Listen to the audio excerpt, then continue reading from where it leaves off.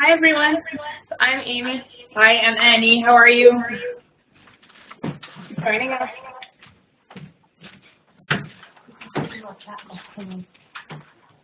We'll just wait a moment until Jonathan gets our slides up.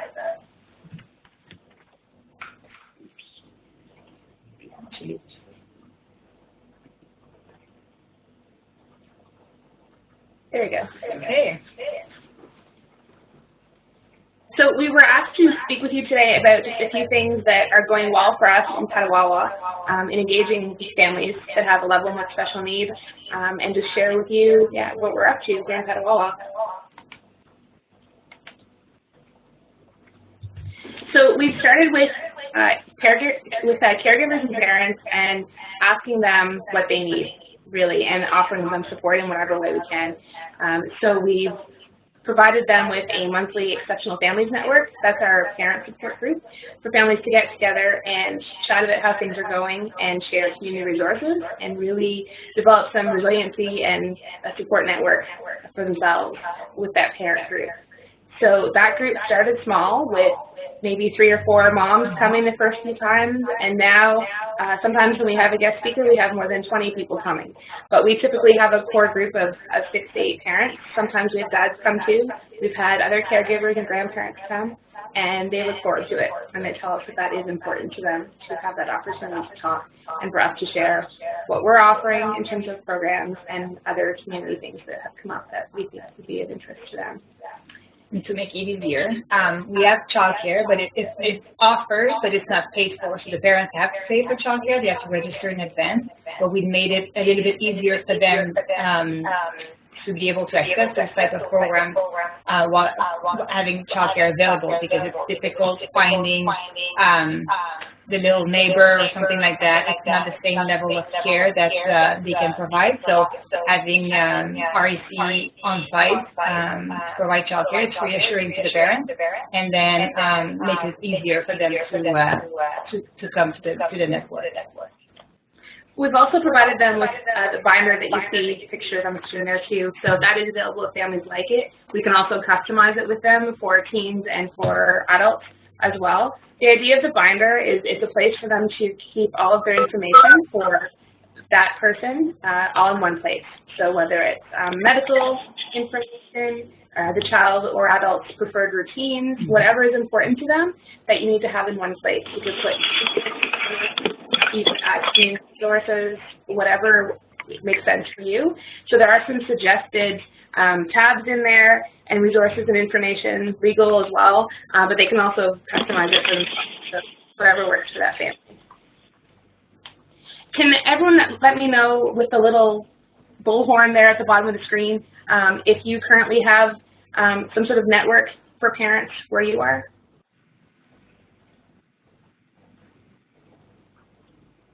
We've heard of a few other places doing that, but we're just wondering if that's something that's working well for anyone else.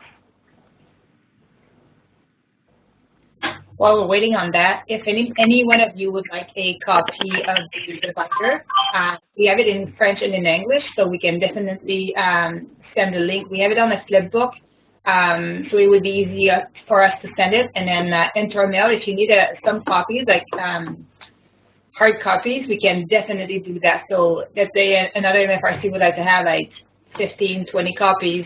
Tell me how many you need, French and English, and we can definitely send them your way, and you could use that with your families, no problem.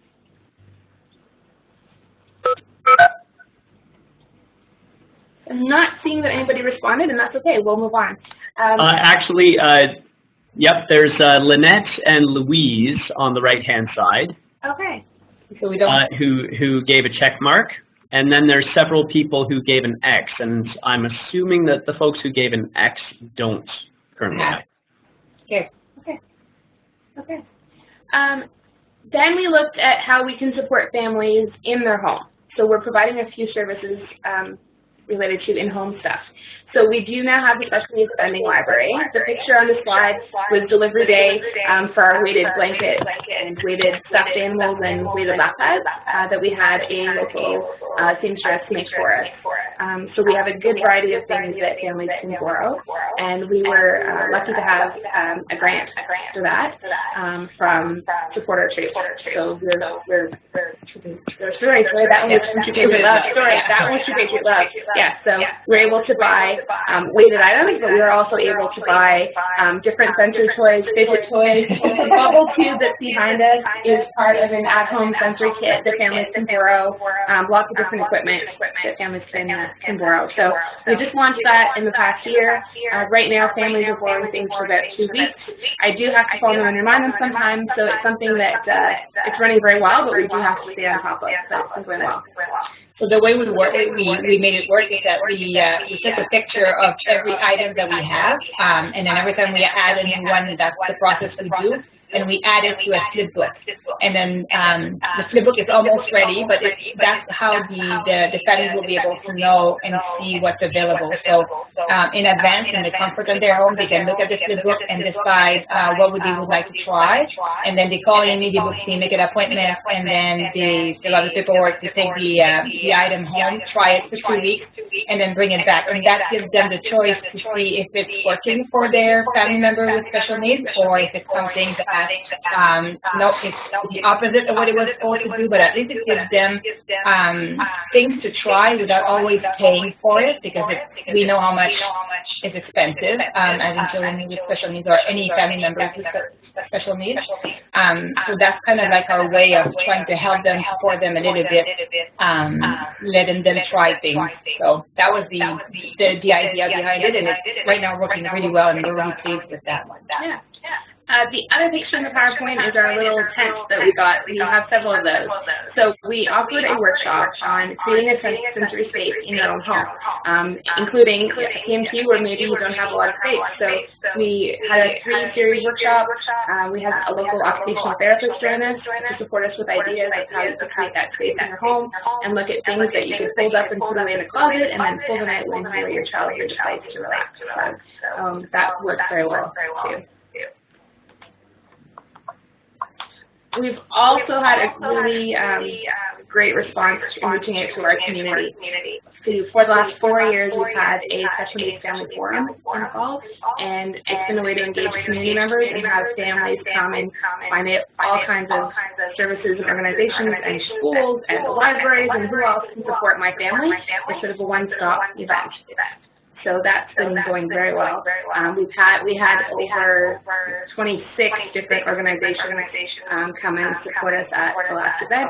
So the idea of the forum is that everyone has a chance to talk about the organization for a couple of minutes, share what they offer or their school board, and then families can ask questions, and then families can walk around to their displays at the end of the evening and ask more questions.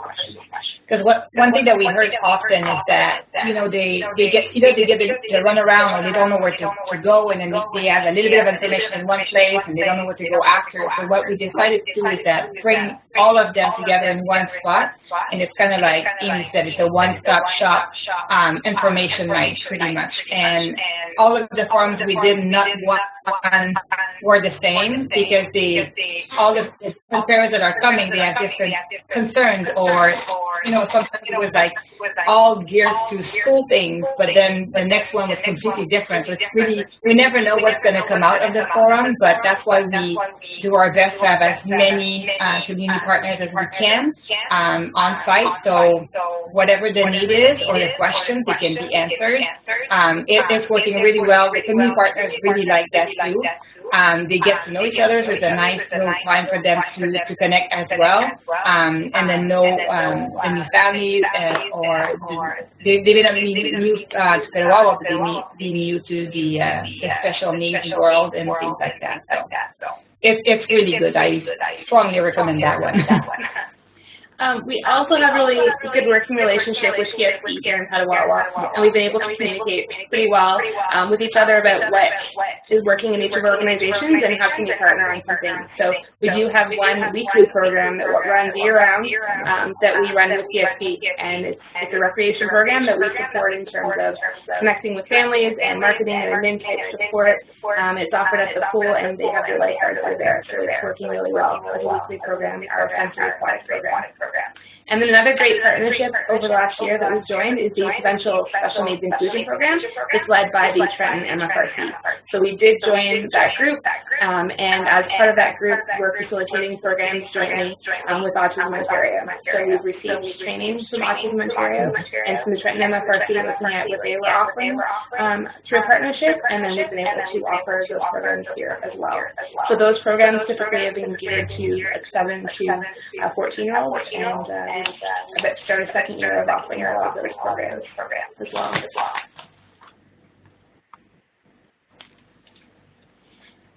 We're also looking at what we do as an organization and how we can be more inclusive.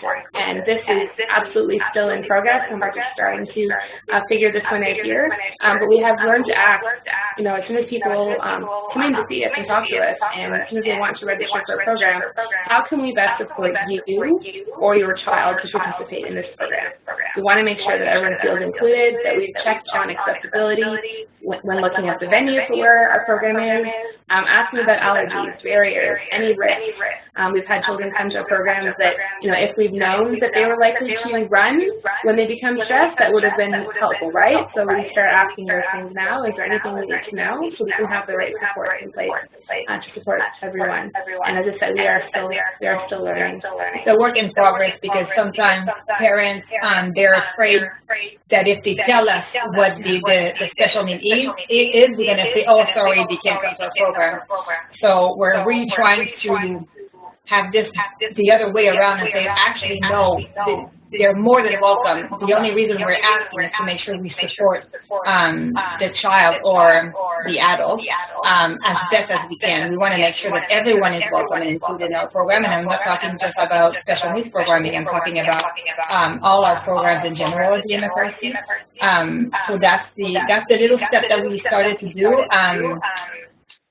Because we have a direct relationship with families, we explained what it was, so now it's a little bit more understood, and now they're filling up like the proper information on the form, so that's really good. But to be continued, it's a work in progress for this one, but I think we're going in the right way.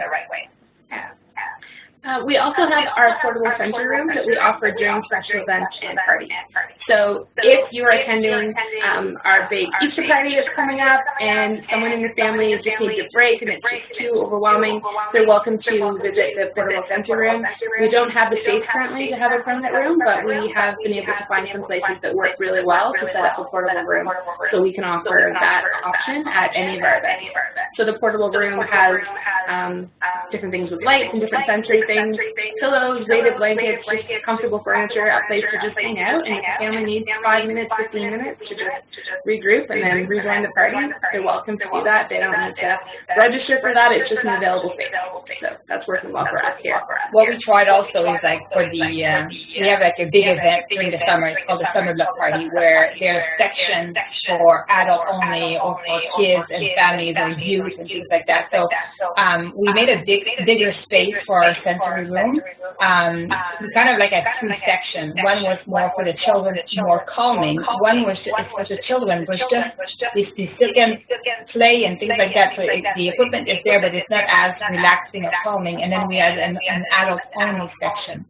So the idea a little bit behind it, like just for an example, is that if a family, if dad has PTSD, but he wants to participate with his family to events like this, and at some point it gets too much, there's a space also without kids, just for the adults to relax or regroup or in whatever they need. So the lights behind, like we have bigger stuff. Like we have a lot of great things for the portable sensory room. It was also funded by TPL, so part of the grant when we applied for it, the lending library and the portable sensory room was part of that. So we were very thankful for TPL to help us with that. And then working together within organizations. I could list every department there. I just noted a couple in particular that we've really found that sharing information with each other and supporting families and being inclusive and making sure that we're thinking of everyone's needs. Those are some things that we've come up with all those teams. So I'm able to provide support to the mental health team when they're looking for information or learning library items. We can share info with families, and a family can come here and meet with one of us and then talk to the other. With children's services, we've been able to learn a lot from them and share toys and different items. Certainly with any of our programs with deployment, we have a children's deployment support program that we've also taken consideration to families with special needs attending that program. And looking at our language and marketing, right? So making sure that we're using friendly, welcoming, inclusive language in how we market our programs. Has been really important to us, and it's been working well to learn together. One example that we came up with for extending maybe the life of the portable sensory equipment and things like that is how can we bring it to Petawawa here? We're blessed with 10 different locations, so we're a little bit spread out everywhere. But how can we help each other? Because we don't have one space for sensory room where we can send families and things like that. So in here where the family center where Amy's office and my office is, we also have the social workers. And every 2 weeks, the walk-in clinic for the mental health services is at the family center. The other week is at another location. So in Amy's office, we set up a mini sensory space. So when the families are coming in, and if it's difficult for someone to be part of the waiting room or anything, we can access Amy's office as a sensory space. And the mental health support, like any social workers, that if they feel that it would be better to do the session in Amy's office, we can definitely do that. So we kind of like trying to expand a little bit more in other locations with other departments, the services and the equipment that we have. So it works well too. Does anyone have any questions about the portable sensory room before we wrap up? If you have any questions, we can look at that now. We don't see them the questions, Jonathan. I don't know if you can. Sure. Yeah. I don't see any questions so far. So feel free, folks, if you don't want to unmute your mic because you've got lots of background noise, then feel free to write a question in the chat as well.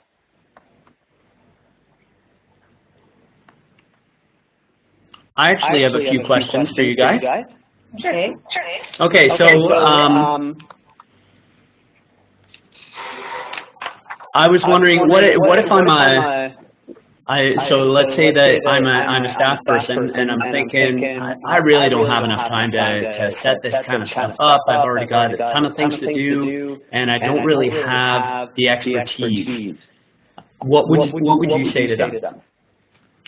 So we've been really fortunate to have some really skilled volunteers within our organization, and I should have touched on that earlier. I'm not sure what the volunteer recruitment process is where everyone else works, but here I would write a volunteer request and describe exactly what I'm looking for, and then our volunteers could respond and let us know what their skill set is. And our volunteer coordinator also has a really good idea of the background and skills that our volunteers have, so we've had great luck in setting that up. So in meeting with volunteers and sharing sort of what our vision is, we've been able to work together and accomplish a lot of things.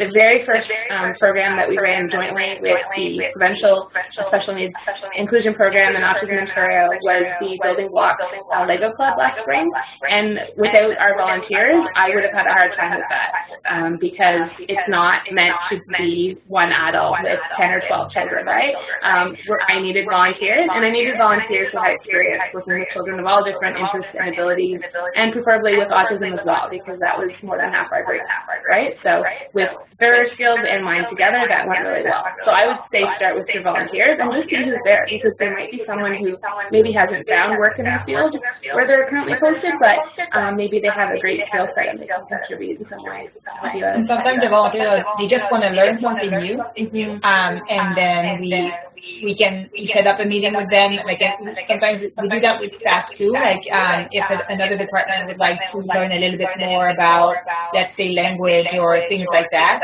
Amy can go and then talk to them and then kind of like have like a mini lunch and learn or student session and things like that. So we do the same thing with the volunteers. So if we have volunteers that have no experience or schooling in special needs in any kind, but they're willing to learn and they want to give back, so we sit with them and then we just go over all the things and they learn and they some comes back, some don't, but that's okay. That's the nature of volunteering. But yeah, we have over 150 to 175 active volunteers at the MFRC here, so we're blessed, like we have to say, like in every type of work, they're there to help and they're really, really keen. So yeah. Because we have a great volunteer coordinator, I have to say that. That's fantastic. And then the second answer then to your question, Jonathan, is to look to your community partners.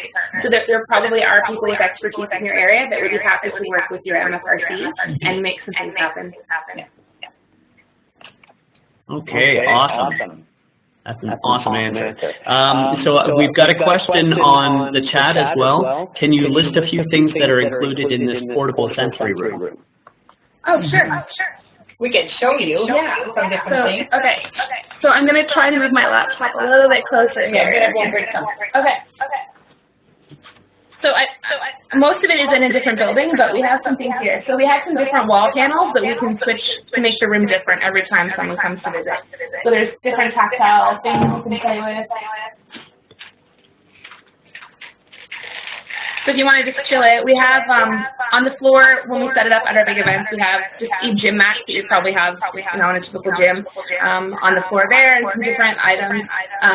Sequins are all the rage right now. You can get sequin stuff at the dollar store, so not all of this is really expensive.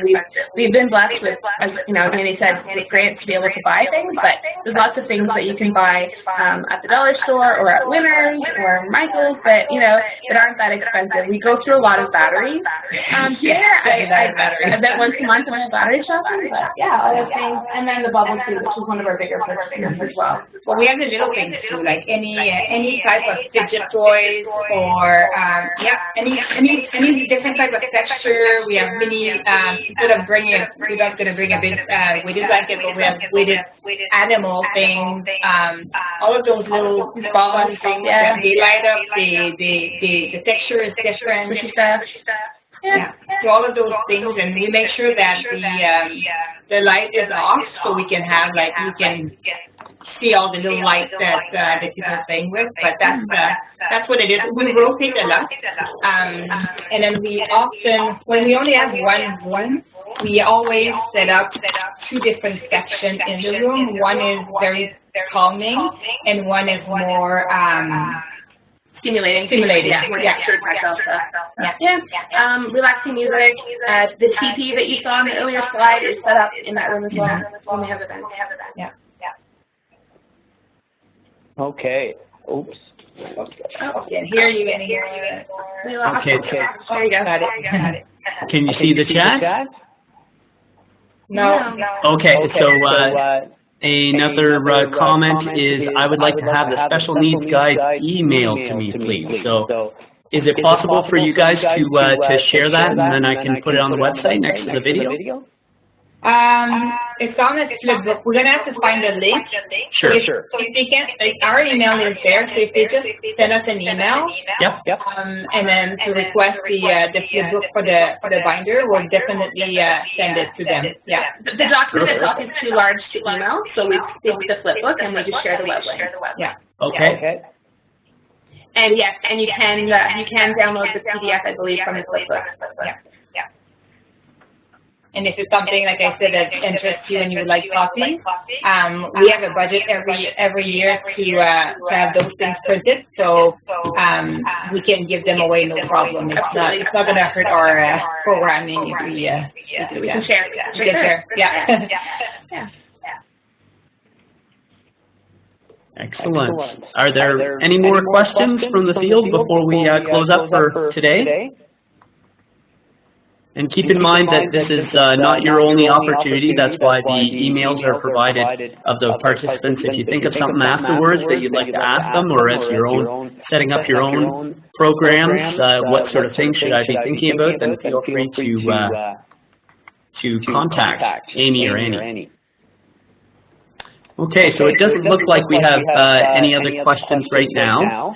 So thank you so much to Amy and Annie for taking the time to, because I know it's a little bit of a squeeze, especially around the lunch hour. So thank you so much for taking the time to join us today, and thanks for everyone for joining us. Annie and Amy, if you can just stay on the line while everybody else signs off, I just have a few questions for you. Thank you. Yep, the rest of you have a great afternoon.